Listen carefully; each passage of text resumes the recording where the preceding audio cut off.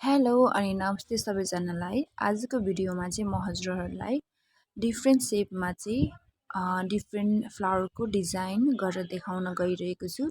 So first डिजाइनमा चाहिँ हामीलाई चाहिने सानो डटिङ टुल्स अनि सानो थिन ब्रस चाहिन्छ। सो अब हजुरले सुरुमा चाहिँ by the help of dotting tools blue colour लिनुहोला अनि मैले भिडियोमा जसरी गरेछु त्यसरी नै बिस्तारै वरिपरि डट गर्दै गर्दै जानुहोला।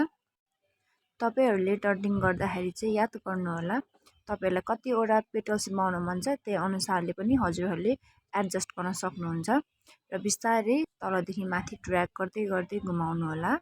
अनि घुमाइसकेपछि चाहिँ हामीले एक एकवटा पेटल बनाउनु पर्ने हुन्छ। कलर एड गर्दै पेटल बनाउनु होला। यसले चाहिँ अलिकति थिक देखिन्छ र कलर अझै मजाले हेज अ फ्लावर पेटल्स देखिने गर्दछ। जहिले पनि हामीले नेल आर्ट गर्दाखेरि चाहिँ हरेक डिजाइनको टेक्निक हुन्छ। हामीले त्यो टेक्निकलाई चाहिँ फलो गऱ्यौँ भने चाहिँ हाम्रो छिटो अनि एकदम क्लिन नेल आर्ट डिजाइन भएर निस्किन्छ। लास्टमा फिनिसिङ पनि राम्रो आउँछ। सो हजुरहरूले पहिले सानोमा ड्रइङ गरे जस्तो चाहिँ लाइक इजी रहेछ भनेर चाहिँ नसोच्नु होला र इट्स नट इम्पोसिबल। हजुरहरूले सिक्न सक्नुहुन्छ सजिलै। र यति भन्दै चाहिँ हजुरहरूले यो जुन डिजाइन हुन्छ फ्लावरको पेटल युभी ल्याम्पमा सुकाउनु होला। अनि मैले लिइरहेको छु यहाँ भनेको बिल्डर जेल र थिन नेल आर्ट ब्रस। अब मैले युभी ल्याम्पमा सुकाइसकेको छु यो जेल नेल आर्ट जुन चाहिँ मैले ब्लू कलर युज गरिरहेको छु। अनि यो पेटल्सको इच पेटल्सको माथि चाहिँ मैले बिल्डर जेलले यसलाई 3D लुक दिनलाई चाहिँ मैले यसलाई बिल्डर जेलको सहायताले चाहिँ बनाउँदैछु। हजुरहरूले यसरी नै बिल्डर जेल युज गरेर चाहिँ इन इच पेटल फ्लावरको जुन पेटल्स हुन्छ त्यसमा चाहिँ हजुरहरूले लगाउनु होला। अनि लगाइसकेपछि चाहिँ हजुरले युभी ल्याम्पमा फर 60 सेकेन्ड चाहिँ कम्पलसरी सुकाउनु होला, नत्र यो सुक्दैन, यो एकदम ट्याकी हुन्छ। हजुरहरूलाई मेरो भिडियोहरू कस्तो लागिरहेको छ मन पर्यो भने लाइक सब्सक्राइब अनि सेयर पनि गरिदिनु होला। र साथै हजुरहरूलाई के डिजाइन बनाउन मन छ अथवा वाट यु आर गाइज, हजुरहरूलाई मेरो भिडियोहरू कस्तो लागिरहेको छ, मैले बनाएको डिजाइनहरू हजुरहरूले बुझिरहनु भएको छ कि छैन त्यो पनि कमेन्टमा भनिदिनु होला। र इनकेस हजुरहरूलाई चाहिँ थाहा छैन भने चाहिँ म हजुरहरूलाई यो सबै प्रडक्टहरूको नाम अनि म लिङ्क दिन्छु हजुरहरूलाई। त्यो लिङ्कबाट हजुरहरूले पर्च गर्न सक्नुहुन्छ सजिलै।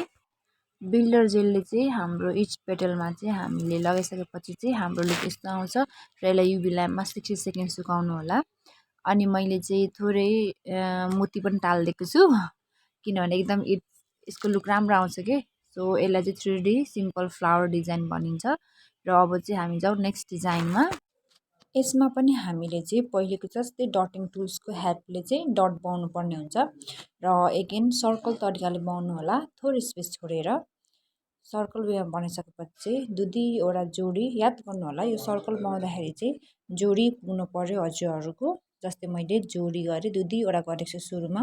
अनि दुईवटाको बिचमा माथि एउटा डट दिएको छु नि, अहिले जसरी दिइरहेको छु मैले त्यसरी चाहिँ हजुरहरूको पुग्नुपर्ने हुन्छ फर दिस डिजाइन।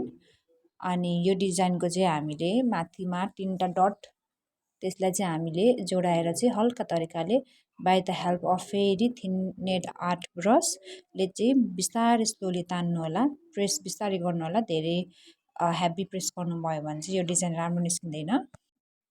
हजुरहरूले यति गरिसकेपछि चाहिँ हजुरहरूले युभी ल्याम्पमा सुकाउनु पर्ने हुन्छ फर 30 सेकेन्ड।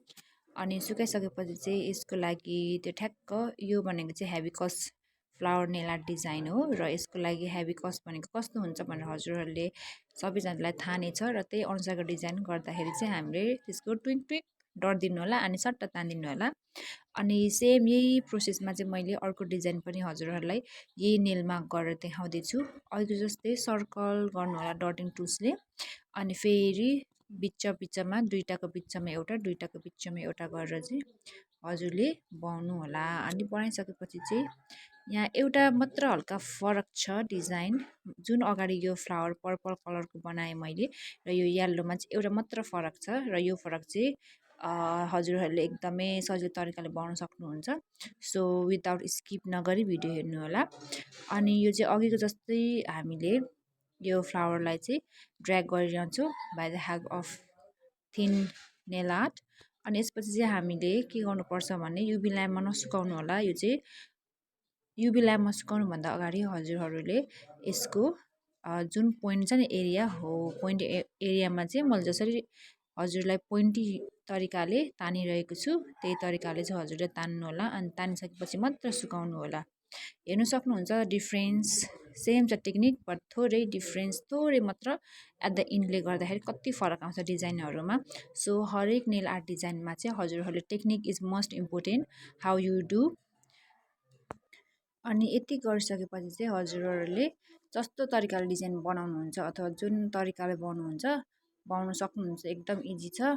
कुनै पनि लाइक धेरै टाउको दुखाउने एउटा कुनै कुरै छैन। सो यसपछि चाहिँ हजुरहरूले युभी ल्याम्पमा फर 30 सेकेन्ड सुकाइदिनु होला। अनि हरेक नेल आर्ट गरिसकेपछि चाहिँ हामीले टप कोटले फेरि एकचोटि कोट गरेर चाहिँ फर 60 सेकेन्ड सुकाउनु पर्ने हुन्छ। र यो चाहिँ सेकेन्ड डिजाइन भयो। यो चाहिँ हाम्रो थर्ड डिजाइन हो। आजको भिडियोको लागि चाहिँ यो थर्ड भयो। र नेक्स्ट भिडियोमा पनि म यस्तै नेल आर्टहरू डिफ्रेन्ट टाइप्स अफ नेल आर्टहरू हजुरको अगाडि ल्याइ नै रहेको हुन्छु। र हजुरलाई भिडियो कस्तो लाग्यो, राम्रो लाग्यो भने सब्सक्राइब गरिदिनु होला, सेयर गरिदिनु होला, अनि लाइक बटन पनि क्लिक गरिदिनु होला। र यसमा भनेको हामीले चाहिँ मेथड पनि अहिले जस्तै सेम हो। हजुरहरूले चाहिँ सर्कलमा डटिङ टुल्सले डट गर्दै गर्दै जानु होला। अनि गरिसकेपछि चाहिँ यसमा मल्टी कलर लाउनु पर्ने हुन्छ। हामीले चाहिँ यो रेड लगाइसकेपछि युभी ल्याम्पमा नसुकाउनु होला। यसमा चाहिँ सुकाउनु पर्दैन अगाडि नै। हजुरहरूले चाहिँ सुरुमा रेड डट लाउनु भयो, अनि त्यसपछि फेरि त्यही माथि वाइट डट लाउनु पर्यो। र यसरी जसरी मैले भिडियोमा हजुरहरूलाई देखाइरहेको छु। अनि यसपछि वाइट डट लगाइसकेपछि चाहिँ फेरि हामीले ब्लू कलरले डट डट जुन यो हाम्रो रेड माथि वाइट लगायौँ र वाइट माथि चाहिँ हामी अब ब्लू लगाउँदैछौँ। र ब्लू लगाइसकेपछि चाहिँ हामीले एकै नासबाट चाहिँ तान्नुपर्ने हुन्छ। सरी है, एकै नास भन्छ कि एकैचोटि तान्नुपर्ने हुन्छ। सो यसले चाहिँ लाइक मल्टी कलर लुक देखाउँछ हजुरको फ्लावर डिजाइनमा। देख्न सक्नुहुन्छ मैले सजिलै बिस्तारै एकदम फिनिसिङ पनि राम्रो निस्किरहेको छ, हजुरले देख्न सक्नुहुन्छ।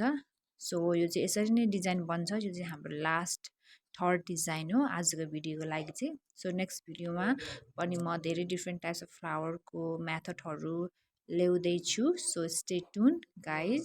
अनि यति भन्दै चाहिँ आजको यो थर्ड डिजाइन पनि हाम्रो सकिसक्यो भन्दा हुन्छ लगभग। देख्न सक्नुहुन्छ बिस्तारै माथि तल गरेर चाहिँ फेरि बिचमा हामीले यसलाई पोइन्ट गर्नुपर्ने हुन्छ। जोइन गरिसकेपछि एउटा मैले टप कोट लगाइसकेपछि चाहिँ एउटा मैले सानो पत्थर लगाएको छु, डायमन्ड फर गुड लुक। देख्न सक्नुहुन्छ। सरी डायमन्ड होइन, यसलाई पर्ल भनिन्छ। So this is the final look. I hope हजुरहरूलाई राम्रो लाग्यो होला भन्ने आश गर्दै आजको लागि चाहिँ बाई बाई।